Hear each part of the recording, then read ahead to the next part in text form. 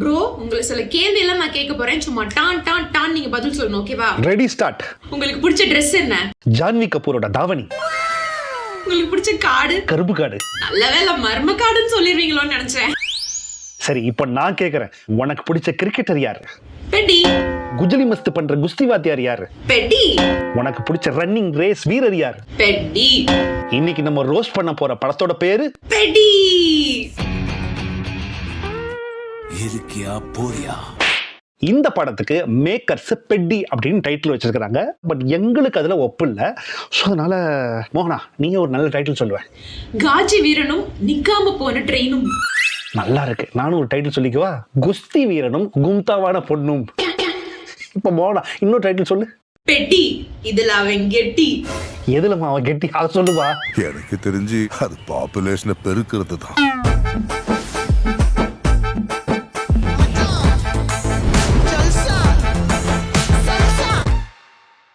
No comment simply வேஸ்டோட ஒரு கம்பேக்காக the OG combo is பேக்னு போன வாரம் போட்ட ஒரு வீடியோவுக்கு தேங்க்யூ வெரி மச். அவ்வளோ கமெண்ட்ஸ் எங்களுக்கு வரும் அப்படின்னு நான் சத்தியமாக எதிர்பார்க்கல. Thank you so much. நிறைய பேர் வந்து எங்களுக்கு வந்து ஆதரவு கொடுத்துருந்தீங்க, கமெண்ட்ஸ்லயும் சரி டிஎம்லயும் சரி. நீங்க கண்டிப்பா இதே ஷோவை கண்டினியூ பண்ணுங்க அப்படின்னு சொல்லியிருந்தீங்க. அதுலயும் நிறைய பேர் வந்து கண்டிப்பா பெட்டி தான் வந்து ஃபர்ஸ்ட் எபிசோடா பண்ணணும்னு கேட்டுக்கிட்டதுனால நாங்க நேத்து உட்காந்து பெட்டி படத்தை பார்த்துட்டோம். பெட்டி சார், பெட்டி சார், பெட்டி சார், பெட்டி பெட்டி பெத்தி நிறைய பேர் வந்து கண்ணுல எங்களெல்லாம் ஜல வைக்கிற அளவுக்கு அவங்களோட சைல்ட்ஹுட் மெமரிஸ் கூட்டு போடணும்னு எனக்கு ஒரே கன்ஃபியூஸ் ஆயிடுச்சு. இல்ல எனக்கு புரியல, நம்ம ஷோ என்ன 10-20 வருஷத்துக்கு முன்னாடியே நடந்தது. இதுதான் ஓஜி அப்படின்ற மாதிரி எல்லாரும் போட்டு அப்படியே கண்ணீர்ல எங்களையும் நினைய வச்சுட்டீங்க. So thank you very much. அதே மாதிரி இன்னைக்கு எபிசோடுக்கும் சப்போர்ட் பண்ணுவீங்க அப்படின்னு நம்பி ஸ்டார்ட் பண்றோம்.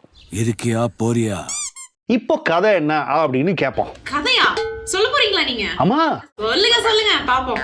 தன்னோட அப்பா தேர்தல்ல நின்னு ஜெயிக்க முடியாம போனதை பார்த்து பார்த்து வெக்ஸ் ஆகி தன்னோட அப்பா தேர்தல்ல ஜெயிக்கணும் அப்படின்னு தன்னோட தாவணியை அவுத்து அவங்களோட கரும்பு காட்டுக்கே தீ வச்சு அப்பாவை ஜெயிக்க வச்ச ஒரு தாராள மனசுள்ள ஒரு சின்ன கிராமத்து பொண்ணோட கதை தான் இந்த பெட்டி. பொய் பொய் பொய் பொய், இதெல்லாம் அந்த படத்தோட கதை கிடையாது. இந்த சீன் வந்து இந்த படத்துல ஒரு சின்ன பிட்டு மட்டும்தான். ஆமா, பிட்டு தான். ஆனாலும் அந்த சீன்ல அந்த இன்ட்ரோ இருக்கு பாருங்களேன், கரெக்டா அந்த நெருப்பு எரிஞ்ச உடனே அவங்க லைட்டா ஆன் பண்ணி ரசிகர்களோட விசனை நல்லா புரிஞ்சு வச்சு ஒரு டைரக்டர்னு தெரிஞ்சு போச்சு. இப்ப இந்த படத்தோட ஒரிஜினல் கதை என்னன்னு நான் சொல்றேன் கேளுங்க. ஆக்சுவலா இந்தியால ரொம்ப அதிகமான பாப்புலேஷன் இருக்கு. ஆனா இங்க இருக்கிற பாப்புலேஷனுக்கு ஏத்த மாதிரி நம்ம ஒலிம்பிக்ஸ்ல போய் மெடல் அடிக்கிறது இல்ல. அந்த காரணம் வந்து என்ன, அதனால நம்ம ஒவ்வொரு ஊருக்கா போய் அதை ரிசர்ச் பண்ணலாம் அப்படின்னு சொல்லிட்டு ஒரு மீட்டிங்க போடுவாங்க. அப்போ ஒரு பெரிய அதிகாரி வந்து விஜயநகரம் அப்படிங்கிற ஒரு சின்ன வில்லேஜுக்கு போய் இங்க என்ன நடக்குது அப்படின்னு சொல்லிட்டு பாப்பாரு. அங்க ஒரு ஸ்போர்ட்ஸ் மீட்டப் நடக்கும். அந்த ஸ்போர்ட்ஸ் மீட்டப்புக்கு போயிட்டு என்னடா இது இம்புட்டு பிளேயர்ஸ் இருக்கிறாங்க, என்னங்க நடக்குது அப்படின்னா பிளேயர் செலக்ஷன் நடக்குது அப்படின்னு. சரி போய் நம்மளும் போய் பார்ப்போமே அப்படின்னு கையை கட்டி நிற்கிறப்ப வரவும் போறவன்ட்ட சும்மா இல்லாம உனக்கு பிடிச்ச பிளேயர் யாரா அப்படின்னு கேட்க 1-2 பேர் மட்டும் தோனி டெண்டுல்கர்னு வாங்கி அதுக்கப்புறம் வரவன் போறவன்லாம் பெட்டி பெட்டி பெட்டின்னு வாங்கி. என்னடாது கிரிக்கெட் விளையாடுறவனு பெட்டின்றான், குஸ்தி விளையாடுறவனு பெட்டின்றான், ரன்னிங் ரேஸ் ஓடுறவனு பெட்டின்றான்னு இவரு கன்ஃபியூஸ் ஆயிடுவார். என் ஃபேவரட் ரெஸ்லர் பெட்டி சார், என் ஃபேவரட் ரன்னர் பெட்டி சார், ஃபேவரட் ரன்னர் பெட்டி, ஃபேவரட் பிளேயர் பெட்டி, பெட்டி சார், பெட்டி பெத்தி கன்ஃபியூஸ் ஆயிட்டு என்னடா இது எல்லாரும் இதே பேரையே சொல்றாங்களே அப்படின்னு சொல்லிட்டு யோசிச்சுட்டு இருந்தப்போ, சார் அவன் முன்னாடி போயிடாதீங்க சார்னு கேஜிஎஃப் படத்துல ஒரு கேரக்டர் வரும் பாத்தீங்களா, அதே கேரக்டரோட ரெஃபரன்ஸோடயே இந்த படத்துலயே ஒரு கேரக்டர் வருது. இந்த ஏரியா பயலுவலுக்கு பெத்தி கோயில இருக்க கடவுள் இல்ல சார், கிரவுண்ட்ல இருக்க கடவுள். இவர் பாக்குறதுக்கு அந்த கிரவுண்டோட வாட்ச்மேன் மாதிரி இருப்பாரு. இவரு தான் மொத்த கதையும் நமக்கும் சரி அந்த அதிகாரிக்கும் சரி இந்த பெருசாலதான் வந்து தெரிய போகுது. ஓகேவா? இவர் என்ன சொல்லுவாருன்னா, எதுக்கு எடுத்தாலும் பெட்டி பெட்டின்னு எல்லாரும் சொல்றாங்களே, அது யாருப்பா பெட்டி, அதுவும் பக்கத்துல எதுவும் பெட்டி கடை வச்சிருக்காரா அப்படின்ற ரேஞ்சில கேட்பாரு. அதுக்கு அந்த வாட்ச்மேன் வந்து, கிடையாது சார், நீங்க உட்கார்ந்து இருக்கீங்களே ஒரு கல்லு, அந்த கல்லு பேரும் பெட்டி தான் சார். இந்த சின்ன கல்லு இருக்கு பேரு பாத்தீங்களா கூழாங்கல் மாதிரி, இது பேரும் பெட்டி தான் சார். இந்த கிரவுண்ட் பேரு பெட்டி தான் சார். இந்த மரம் பேரு பெட்டி தான் சார். அந்த கடை பேரு பெட்டி தான் சார்ங்கிற ரேஞ்சுக்கு ஒரு பெரிய கதை சொல்லுவாரு. சார் நீங்க உட்கார்ந்து இருக்க கல்லு பேர் கூட பெத்தி தான் சார். இந்த கல்லுக்கு முதல்ல ஏன் பெட்டின்னு பேர் வந்துச்சுன்னு பாத்தீங்கன்னா, அவர் வந்து கிரிக்கெட் விளையாண்டுட்டு இருப்பாரு, பால் வந்து இந்த கல்லுல பட்டதுனால இந்த கல்லுக்கே பெட்டின்னு பேர் வச்சிட்டாங்க அப்படின்னு. அதுக்கு அந்த அதிகாரி வந்து, இங்க விளையாண்டா இங்க தானே இப்ப பால் படும், இதெல்லாம் ஒரு விஷயமா அப்படின்னு கேட்பாரு. இல்ல சார், 3 கிரவுண்டு தாண்டி 3 மலை தாண்டி, அதாவது எப்படி திருச்சியில கிரிக்கெட் விளையாண்டவரு அந்த பால் வந்து திண்டிவனத்துல வந்து விழுந்திருக்கும், அதனால இந்த கல்லுக்கே அவர் ஞாபகமா பெட்டின்னு வச்சுட்டோம் சார். சார், அவன் அடிச்சது இந்த கிரவுண்ட்ல இருந்து இல்ல சார், அந்த கிரவுண்ட் 3 கிரவுண்டுக்கு அந்த பக்கம் இருந்து அடிச்சான் சார். அப்புறம் என்ன, ஆரம்பத்திலே தெரிஞ்சு போச்சு நம்ம தலையில பெருசா மிளகா அரைக்க போறாங்க அப்படின்னு. அந்த அதிகாரியும், என் ட்ரெயின் வர லேட் ஆகும் போல, எனக்கு இப்ப ரொம்ப போர் அடிக்குது, நீ உன் பிளாஷ்பேக்க சொல்லு அப்படின்னு சொல்லி ஆரம்பிக்கிறப்பதான் பெட்டியோடைய பிளாஷ்பேக் வந்து ஓபன் ஆகுது. பெட்டியோட பிளாஷ்பேக் ஓபன் பண்ண கொஞ்ச நேரத்திலேயே ஜான்வி கபூரோட தாவணியும் ஓபன் ஆகுது. அதுலயே இருக்கீங்க நீங்க, விட மாட்டீங்களே, எபிசோடுக்கு வாங்க. பெரிய புடுங்கி மாதிரி அட்வைஸ் பண்ணாத. அடுத்து நம்ம பார்க்க போறது இந்த படத்தோட ஹீரோ அண்ட் ஹீரோயின், இவங்களோட குணாதிசயங்கள். 2 பேருமே ரொம்ப சிம்பிளான ஆட்கள் தான். எவ்வளவு சிம்பிள்னு நான் சொல்றேன் பாருங்க. கரும்பு காட்டை கொளுத்துறதுக்கு, கரித்துணி வாங்குறதுக்கு வழி இல்லாம தாவணியே கலட்டி கொளுத்தி போடுற ஒரு ஹீரோயின். ஃபைட் சீன்ல மூஞ்ச மறைக்கிறதுக்கு மாஸ்க் வாங்குறதுக்கு வழி இல்லாம டார்ச் லைட்டை வச்சுக்கிட்டு ஃபைட் பண்ணி நம்மள டார்ச்சர் பண்ற ஒரு ஹீரோ.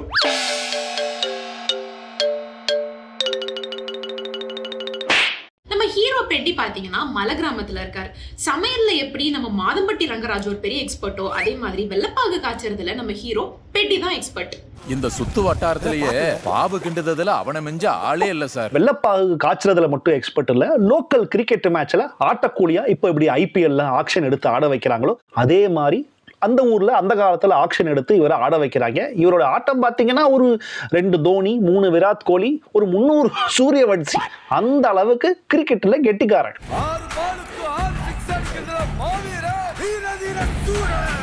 என்ன ப்ரோ, மொட்டையா ஆட்டக்காரரு, கூலிக்காரர் அப்படி இப்படின்னு சொல்லிட்டீங்க. இவருடைய ஐகானிக் பேட்டிங் ஸ்டைல்லாம் எப்படி இருக்கும் தெரியுமா? முதல் பால படுத்துக்கிட்டு அடிப்பாரு, அடுத்த பால பிறண்டுக்கிட்டு அடிப்பாரு, அதுக்கும் அடுத்த பால படுத்து உருண்டு நெலிஞ்சி புரண்டு என்னென்னவோ பண்ணி அடிப்பாரு. ஓகேவா?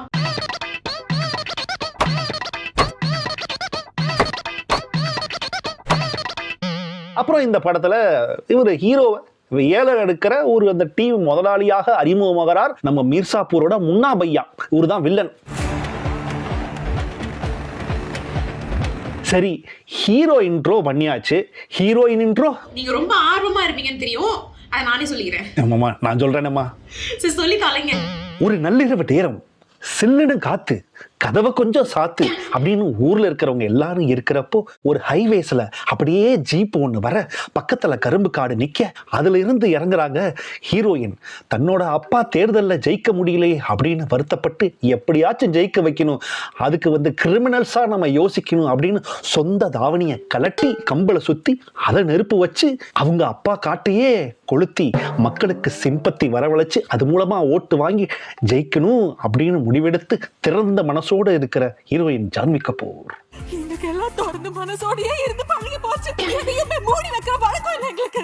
இவங்க வந்து மலை ஜாதிக்காரங்க, அதனால ட்ரெஸ் வாங்குறதுக்கு காசு பத்தலன்னு சொல்லிட்டு 10 ரூபாய் ட்ரெஸ் எல்லாம் வாங்கி போடுறாங்க. அவங்க கூட ஃபுல்லா ட்ரெஸ் பண்ணிருக்காங்க. ஆனா ஹீரோயின் மட்டும் ஏன் இப்படி ஃப்ரீ ஸ்டைல்ல தாவணி போட்டிருக்காங்க? ஃப்ரீ ஹேர் விடுறது இல்லையா, அந்த மாதிரி இவங்க ஃப்ரீ ஸ்டைல் ஃப்ரீ தாவணி விடுறாங்க. இது ஒரு குத்தமா?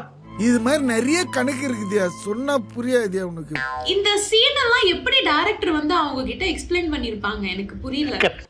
மேடம், நீங்க முதல் சீன்ல என்ன பண்றீங்க, தாவணியா அவுத்து காட்டுறீங்க, 2வது சீன்ல தாவணியா விலைக்கு காட்டுறீங்க. அவங்களோட மைண்ட் வாய்ஸ் என்னவா இருக்கும்? ரெண்டும் ஒரே சம்பவம் தானே, ஏன் பிரிக்கிறீங்கன்னு வடிவேலு மாதிரி கேட்க மாட்டாங்களா? நாடு எப்ப சார் முன்னேறுது? நம்ம ஹீரோ இருக்காரே, ஒரு திறமைசாலி மட்டும் கிடையாது, அவருக்கு எவ்வளவு உன்னதமான எண்ணங்கள்லாம் இருக்கு தெரியுமா? எப்படியாச்சும் கிஸ் அடிச்சு நம்மளோட ஹீரோயினை வந்து கரெக்ட் பண்ணியே தீரணும் அப்படிங்கிறதுக்காக அன்னைக்கு நைட்டே ஹீரோயினோட வீட்டுக்குள்ள எகிரி குதிச்சு கரண்ட் எல்லாம் ஆஃப் பண்ணிடுறோம். ஆஃப் பண்ணிட்டு வெயிட் பண்ணுவா. நியாயமா பார்த்தா இப்பதான் பெட்டியை வந்து திண்டுக்கல்ல இருந்து, திருச்சியில இருந்து, திண்டிவனத்துல இருந்து பந்தடிப்பான் அப்படி இப்படின்னீங்க. இதோட பெரிய அயோக்கிய ராஸ்கலா இருக்காரு, இவன் கதையை ஏன்டா என்கிட்ட சொல்ற அப்படின்னு அந்த ஒலிம்பிக்ஸ் அதிகாரி அங்கேயே ஸ்டாப் பண்ணி இருந்திருக்கணும். அவர் கதை கொஞ்சம் கிடுகிடுப்பா இருக்கு அப்படின்னு மேல சொல்லு அப்படின்னு வாட்ச்மேன் கிட்ட கேட்டிருக்கிறாரு. அந்த பெத்திய பத்தி எனக்கு இன்னும் தெரிஞ்சுக்கணும்னு இருக்கு. ஊர்ல இருக்கிற இருக்கிற நண்டு சிண்டுங்க பொட்டு பொடிச்சவங்க எல்லாரும் இவரோட ஆட்டத்தை பாக்குறதுக்காக வெயிட் பண்ணும். ஆனா இவர் என்ன பண்ணுவாரு தெரியுமா? பீடி இழுத்துக்கிட்டே வந்து கிரிக்கெட் விளையாடுவாரு.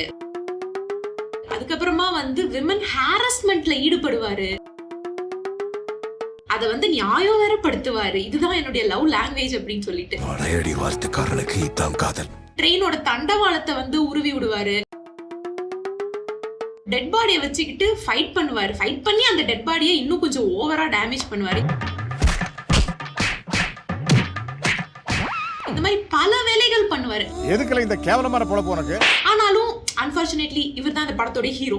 இப்படி ஒரு அருமையான மருமவன் எந்த அரசியல்வாதிக்கடி கிடைப்பான்? இதுக்கப்புறம் என்ன நடக்கும்னா, அவங்க நம்மளோட அப்பாக்காக நம்ம தான் ஓட்டு கேட்கணும், நம்ம தான் இறங்கி பிரச்சாரம் பண்ணியே தீரணும் அப்படின்னு சொல்லிட்டு ஒரு பெரிய மேடை போட்டு அவங்க வந்து பிரச்சாரம் பண்ணிட்டு இருப்பாங்க. எங்க அப்பாவுக்கு ஓட்டு போடுங்க, அது பண்ணுவாரு இது பண்ணுவாரு அப்படின்னு பெரிய பெரிய மேனிஃபெஸ்டோ எல்லாம் கொடுத்துட்டு இருப்பாங்க. அப்போ நம்ம வில்லன் கேங்ல இருக்கவங்க எல்லாம் வந்து இவங்களை அசிங்கப்படுத்தி தீரணும் அப்படின்னு சொல்லிட்டு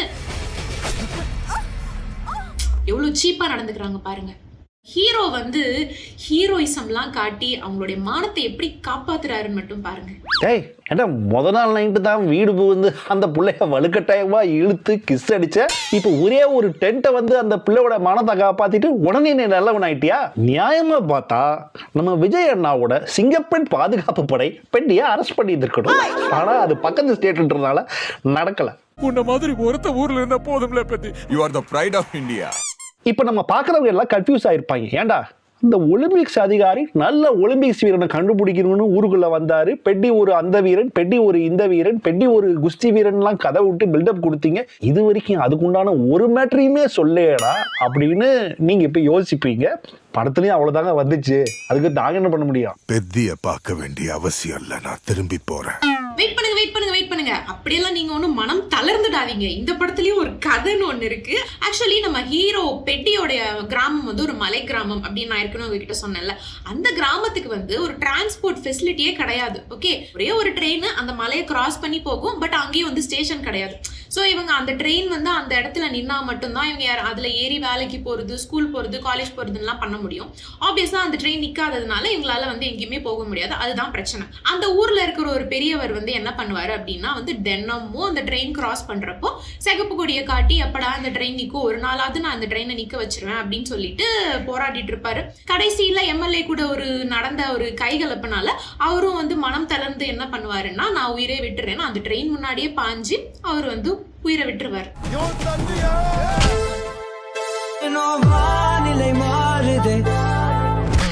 ஓ மை காட், சேட் ஃபிளாஷ்பேக். இதுல கோவப்பட்ட நம்ம பெட்டி அண்ட் கோ என்ன பண்ணுவாங்க அப்படின்னு பாத்தீங்கன்னா, ட்ரெயின்னு ஒண்ணு இருந்தா தானடா நீங்க வந்து உங்க ஊருக்கு மட்டும் போவீங்க, உங்களுக்கு இனிமே ட்ரெயினே கிடையாது, உங்களுக்கு இனிமே தண்டவாளமே கிடையாது அப்படின்னு சொல்லிட்டு தண்டவாளத்தை எல்லாம் உடைச்சு பேத்து எரிஞ்சிருவாங்க. அந்த இடத்துக்கெல்லாம் வந்து நெருப்பு கொளுத்திடுவாங்க. அதனால போலீஸ் வந்து இவங்க ஊர்ல இருக்கிற எல்லாரையும் மொத்தமா தூக்கிட்டு போய் அடி சும்மா டின்னு கட்டிடுவாங்க. நல்லா திருப்தியா டின்னு கட்டினதோட நிக்காம நம்ம ஊர் பெரியவர் இருக்காருல, அவரோட டெட் பாடியை வச்சுக்கிட்டு இது வந்து அனாதை பண்ணோம், நாங்க வந்து உங்களுக்கு தரமாட்டோம் அப்படின்னு வேற சொல்லிட்டு இருப்பாங்க. கொடுக்கணும்னா வேணும்னா வந்து ஆதார் கார்டு மாதிரி ஏதாவது கொடுங்க, அப்பதான் நாங்க இந்த டெட் பாடி உங்ககிட்ட கொடுக்க முடியும் அப்படின்னு சொல்லுவாரு. இவன் கிட்டயாவது அடையாள அட்டை இருக்கான்னு கேளு.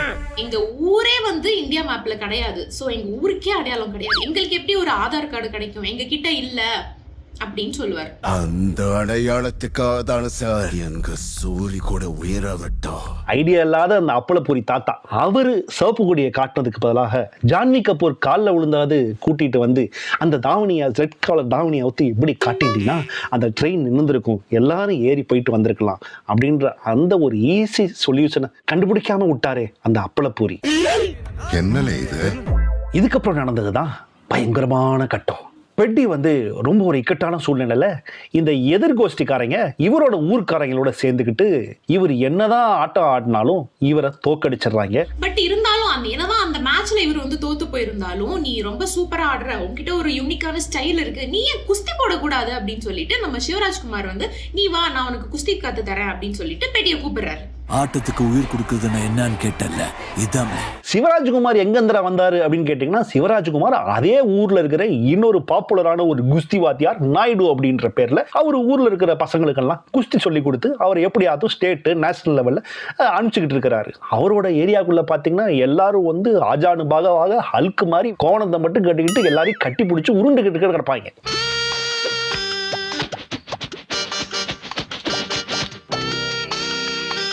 ஒரு வழியா ரொம்ப கஷ்டப்பட்டு நம்ம குஸ்தி வாத்தியார் கொடுக்குற சின்ன சின்ன வேலை, எடுப்பு வேலையெல்லாம் செஞ்சு பல நாட்களுக்கு பின்னாடி அந்த குஸ்தி கலையை கத்துக்கிட்டு ரொம்ப கஷ்டப்பட்டு அவர் வந்து நேஷனலுக்கெல்லாம் குவாலிஃபை ஆயிடுறாரு நம்மளோட பெட்டி. பட் அதுக்கு முன்னாடி பல சோதனைகளை வந்து இவர் கடந்து வந்திருக்காரு. ஒருத்தரா ஒரே ஆளா 2 பேர் கூட எல்லாம் வந்து சேர்ந்து ஃபைட் பண்ணிருக்காரு தெரியுமா?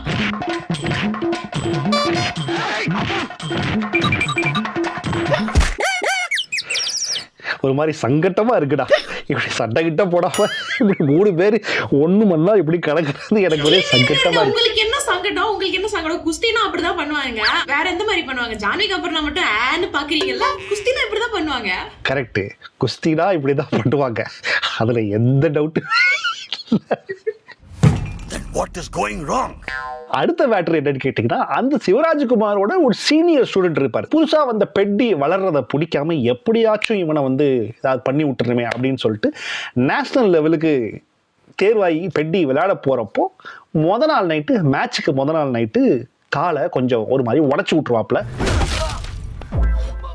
ஆல்ரெடி பெட்டியோட கால் வந்து லைட்டா டேமேஜ் ஆயிருக்குல்ல. பட் அவர் என்ன பண்ணுவாரு, ரெஸ்ட் எடுக்காம அன்னைக்கு மேட்சுக்கு போய் ரொம்ப கஷ்டப்பட்டு அந்த மேட்ச்ல வந்து வின் பண்ணிடுவார். ஸோ ஃபைனல்ஸ்க்கு வந்து குவாலிஃபை ஆயிடுவார். ஓகே, பட் ஃபைனல்ஸ்க்கு முன்னாடி என்ன ஆகும் அப்படின்னா, இவர் கால் பயங்கரமா டேமேஜ் ஆகி இவர் 2-3 நாள் பெட் ரெஸ்ட் எடுத்ததுனால இவரால வந்து ஃபைனல்ல பார்ட்டிசிபேட்டே பண்ண முடியாத மாதிரி போயிடும். ஃபைனல்ஸ் முடிஞ்சு போய் 3 நாள் ஆச்சுல. வாழ்க்கையே வெறுத்து போய் இதுக்கு மேல என்னால எதுவுமே பண்ண முடியாதுடா, கஷ்டப்பட்டு நேஷனல்ஸ் போனேன் ஆனா அது வேஸ்டா போயிருச்சே அப்படின்னு சொல்லிட்டு அவரோட காலையே உடைச்சுப்பாரு. எதுக்காகன்னு பாத்தீங்கன்னா, பாரா ஒலிம்பிக்ஸ்ல பார்ட்டிசிபேட் பண்றதுக்காக. மெட்டலு தென்னை மரத்து கொடி எண்ணெயை முட்டியில தேய்ச்சிருக்கலாம், இல்ல அஸ்வினி ஆர்த்தோ ஹெர்பாயில் வாங்கி தேய்ச்சிட்டு 2 வாரம் ரெஸ்ட் எடுத்துருந்தீங்கன்னா திருப்பி நிம்மதியா நீ போய் குஸ்தி போட்டுருக்கலாம், குஜிலி மிஸ்து பண்ணிருக்கலாம். அதை விட்டுட்டு ஓடுற ட்ரெயின்ல ஜில்லுன்னு வருது காத்து, காலை கொஞ்சம் வெளியே நீட்டு அப்படின்னு காலை நீட்டி காலை கட் பண்ணிட்டீடா. ஆனா பாவி பெண்டி, மாடு மாதிரி வளர்ந்திருக்கே தவிர புத்தியே இல்ல உனக்கு. இதுல எனக்கு இன்னொரு டவுட்டும் இருக்கு. நீங்க சொன்ன மாதிரி 2 வாரம் பெட் ரெஸ்ட்ல கால் சரியா போலன்னே வச்சுப்போம், அப்ப கூட அவர் எதுக்காக காலை உடைச்சுக்கணும்? உட்கார்ந்து விளையாடுற மாதிரி இந்த செஸ், கேரம், சீட்டாட்டம் ஒலிம்பிக்ஸ்ல இல்லையோ, வெரி சாரி, செஸ் கேரம் மாதிரி ஏதாவது ஒண்ணு விளையாண்டு பழகிக்கலாம்ல. அவரு தான் ஸ்போர்ட்ஸ் பர்சன்ல, எதை வேணா விளையாண்டு பழகிக்கலாம்ல. ஐடியா இல்லாத பெட்டி. எந்த ஆட்டத்துக்கும் லாய்க்கு இல்லாதவன் கதையை சொல்றதுக்கா என்ன இவ்வளவு தூரம் நடக்க வச்சு கூட்டிட்டு வந்த? இதுக்கப்புறம் பாரா ஒலிம்பிக்ஸ் போட்டியில அந்த ஒத்த கால் அப்புறம் இன்னொரு இரும்பு கால் இதோட பயங்கரமாக ஓடி பார்க்கிறவங்க நெஞ்செல்லாத்தையும் கிரிஞ்சாக்கி, அதுக்கப்புறம் ஐயோ இந்த காலோட எப்படா ஓட போறான் அப்படின்னு சொல்லிட்டு ஒரு வழியா ஓடி மெடல் வாங்குறாரு நம்ம பெட்டி. அப்புறம் மெடல் போறப்போ அந்த மினிஸ்டர் கிட்ட வந்து, எனக்கு மெடல்லாம் வேணாங்க, எங்க ஊருக்கு ட்ரெயின் தான் வேணும், அதை ரெப்ரசென்ட் பண்றதுக்காக தான் எங்க ஊர்ல இருந்து நான் இங்க வந்திருக்கேன் அப்படின்னு சொல்லி ஒரு வழியா பேசி கீசி அந்த ஊர்ல ட்ரெயினை நிக்க வச்சு, அந்த ஊர்ல வந்து ட்ரெயின் ஸ்டேஷனை கட்ட வச்சு, அந்த ஸ்டேஷனுக்கு வந்து அப்பள பாபுன்னு பேரை வைக்க வச்சு, அதுக்கப்புறமா இவருக்கே ஒரு சிலையும் வைக்க வச்சதுனால இவர் எவ்வளவு கெட்டி பாத்தீங்களா? அதனாலதான் சொன்னேன் பெட்டி ஒரு கெட்டின்னு. பெத்திய மாதிரி ஒரு பெரிய ஆட்டக்காரனை நான் தப்பா புரிஞ்சுக்கிட்டதுக்கு வெக்கமா இருக்கு குருமையா. கொஞ்சம் சார்பாட்டா பரம்பரை, கொஞ்சம் லப்பர் பந்து, கொஞ்சோண்டு எதிர்நீச்சல், அதுல கொஞ்சம் ஆந்திரா கரம் மசாலா, அதுக்கு மேல ஜான்வி கபூரோட தாவணி, இது எல்லாத்தையும் ஒன்னா கலந்தா நமக்கு வர்றதுதான் பெட்டி. நீங்க வந்து தாவணி விட மாட்டீங்கன்னு நினைக்கிறேன் கடைசி வரைக்கும். தாவணிய ஜான்வி கபூர் விட்டதுனாலதான் இங்க நான் விடாம புடிச்சு திருப்பி கொடுக்கறேமா. இது சொன்னா உனக்கு புரியாது, ஒரு 10 ரூபா கூட. இந்த படத்துல இருக்கிற ஹைலைட்டான விஷயம் என்ன அப்படின்னா, இந்த பெட்டிக்கும் ஜான்வி கபூருக்கும் இருக்கிற ஆச்சியம்மா, அந்த ஆச்சியம்மாவுக்கும் இருக்கிற அந்த காதல் தான். என்னன்னு கேட்டீங்கன்னா, ஒரு நாள் நைட்டு இவரு கிஸ் அடிச்சிட்டார், ரொம்ப நாள் கழிச்சு நீதான் வந்து கிஸ் அடிக்க வந்தியாடா, கண்டுபிடிச்சிட்டா அப்படின்னு ஆச்சியம்மா நம்ம பெட்டி கிட்ட கேட்பாங்க. அதுக்கு பெட்டி என்ன சொல்லுவார்னா, ஒருத்தன் காதலிக்கேனே பூவை கொடுத்து சொல்லுவா, கடிதம் கொடுத்து சொல்லுவா, இந்த பெத்தி பயலுக்கு மொத்தம் கொடுத்தாதான் காதல், மடையடி வார்த்தைக்காரனுக்கு இதான் காதல். அந்த பெட்டி ஒரு ஸ்டாக்கர், ஒரு ஹராஸ் பண்ற ஆளா இருந்தாலும் நம்ம ஆச்சியம்மாவுக்கு ரொம்ப பிடிச்சிருக்கும். ஏன்னா அந்த கிஸ்ஸோட வலிமை அப்படி. இவங்க வந்து ஒரு செகண்ட்ல என்னன்னா இன்ஸ்டன்டா லவ் ப்ரொபோசல் ஒத்துப்பாங்க. கிளைமேக்ஸ்ல பாத்தீங்கன்னா இன்ஸ்டன்டா ஒரு செகண்ட்ல நம்ம வில்லன்லாம் திருந்தி மலஜாதிக்காரங்க அப்படின்னு படம் ஃபுல்லா அசிங்கப்படுத்திட்டு இருப்பாங்களே, அவங்க மேல தோல்ல கை போட்டுட்டு ஜாலி பெட்டி ஜெயிச்சிட்டா அப்படின்னு அவங்களும் கொண்டாடுவாங்க. எப்படி எல்லாரும் இன்ஸ்டன்டா டக்குன்னு வந்து 2 மினிட்ஸ்ல மேகி மாதிரி திருந்துறாங்க எனக்கு புரியல. நீ ஒருத்த மட்டும் தொட்டா பாதியில நிக்குத மாதிரி, இந்த அச்சி அம்மாவும் தொட்டாதான் முழுமை அடைஞ்ச மாதிரி. இந்த படத்துல நம்ம சிவராஜ்குமார் அடிக்கடி நம்ம பெட்டியை பார்த்து இருக்கியா போறியா இருக்கியா போறியா அப்படின்னு பாரு. அது வந்து வாத்தியாரு சிஷ்யனை பார்த்து கேக்குறது கிடையாது, நம்ம புஜ்ஜி பாபு நம்மள பார்த்து கேக்குறது. இருக்கியா போறியா இருக்கியா போறியா இருக்கியா போறியா. ஃபைனலி கொஞ்சம் கஷ்டப்பட்டு பெட்டி படத்தோட கதையை அவங்களுக்கு நம்ம கன்வே பண்ணிட்டோம் அப்படின்னு நினைக்கிறேன். இந்த படத்துக்கு அவார்ட்ஸ் எதுவும் இருக்கா? எஸ் இருக்குது. ஃபர்ஸ்ட் கேட்டகரி வெட்டி தண்டம் அவார்டு. பெட்டி அப்படின்ற ஒரு விளையாட்டு வீரனோட கதையை மட்டுமே கேட்காம ஹீரோயினை கிஸ் அடிச்சா, ஹீரோயின் குளிக்கிறத எட்டி பார்த்தா, ஹீரோயினை பண்ணா, இது எல்லாத்தையும் மொத்தமா கேட்கிற அளவுக்கு வெட்டியாக இருந்த அந்த மூத்த ஒலிம்பிக் அதிகாரிக்கு தான் வெட்டி தண்டம் அவார்டு. வெக்கமா இருக்க குறும்பையா. அடுத்த அவார்டு வந்து இந்த படத்தோடைய பிரேவ் ஹார்ட் அவார்ட். அதாவது கரித்துணி வாங்குறதுக்கு காசு இல்லைனாலும் பரவாயில்ல, நம்மளோட தாவணியவே கலட்டி எப்படியாவது கரும்பு காட்ட கொளுத்திடுவோம், நம்ம அப்பாவை ஜெயிக்க வச்சிருவோம், அதுக்காக நம்ம ஜான்வி கபூருக்கு வந்து பிரேவ் ஹார்ட் அவார்ட் கொடுக்கலாம் அப்படின்னு நீங்க நினைப்பீங்க. கிடையாது. இந்த படத்துல வந்து பிரேவ் ஹார்ட் அவார்ட் வந்து நம்ம எல்லாருக்கும் தான். ரொம்ப பிரேவான ஹார்ட்டோட இந்த படத்தை நம்ம 2 பேரும் பார்த்து முடிச்சிருக்கோம்ல, அதனால நமக்கு 2 பேருக்கு தான் பிரேவ் ஹார்ட் அவார்ட். இதுக்கப்புறம் நான் என்ன செய்யணும்னு பெத்தி எனக்கு புரிய வச்சுட்டான். அடுத்ததாக இந்த படத்துல டக்குன்னு எனக்கு தோணுன அவார்டு ஒரு புது செய்கை அவார்டு. புதிய சிம்பல், அதாவது இப்படி பண்ணா அதுதான் குஜிலி பஸ்து அப்படின்னு புதுசாக ஒரு செய்கையை நமக்கெல்லாம் இன்ட்ரோடியூஸ் பண்ண அந்த ஹீரோவுக்கு அந்த அவார்ட். ஒரு வாட்டி விட முடிச்சிடும் நம்மளே. போதும் ப்ரோ, போதும். இதோட எபிசோட முடிச்சுக்கலாம்னு நினைக்கிறேன். இனிமே அடுத்த எபிசோடு என்ன படம் பண்ணலாம் அப்படின்னு நீங்க எல்லாரும் சஜஸ்ட் பண்ணீங்க அப்படின்னா ரொம்ப நல்லா இருக்கும். எஸ், சஜஷன்ஸை கொடுங்க. டெஃபினட்டாக அந்த சஜஷன்ஸையும் நாங்கள் பார்ப்போம். நாங்களாக 2-3 படங்களும் தயார் பண்ணி வச்சுருக்கோம், அதையும் நாங்கள் வருவோம். அதுக்கப்புறம் நிறைய பேர் நீங்கள் என்ன பண்ணுறீங்கன்னா ஏஐயில் 2 பேரையும் ஒன்றா பக்கத்துலலாம் வச்சுருங்க அப்படின்னு இன்ட்ரெஸ்டிங்கான சஜஷன்ஸ்லாம் கொடுத்துருந்தீங்க.